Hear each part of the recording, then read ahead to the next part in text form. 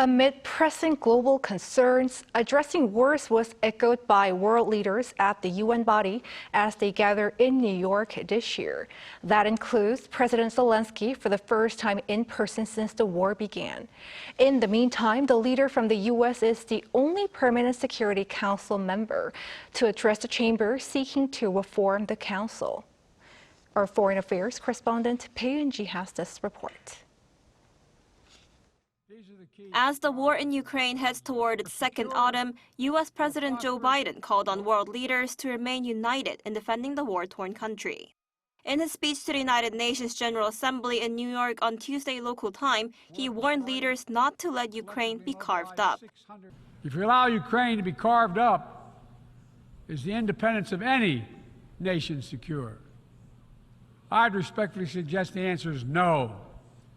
We have to stand up to this naked aggression today and deter other would-be aggressors tomorrow. Biden also condemned North Korea's provocations, criticizing the regime for violating UN Security Council resolutions, while still leaving some room for diplomacy. Also at the event was Ukrainian President Volodymyr Zelenskyy, who spoke at the UN General Assembly for the first time since the war began. He accused Russia of weaponizing everything from food and energy to abducted children in its fight against Ukraine.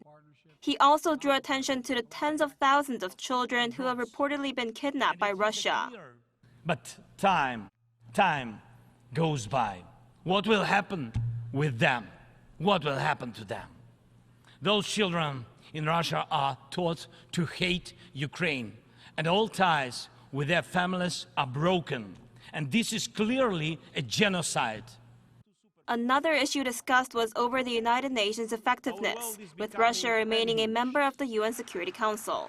Speaking before world leaders, the UN chief warned that the world is inching ever closer to a great fracture and called for sweeping changes, including a reform of the Security Council. Geopolitical tensions are rising, global challenges are mounting, and we seem incapable of coming together to respond.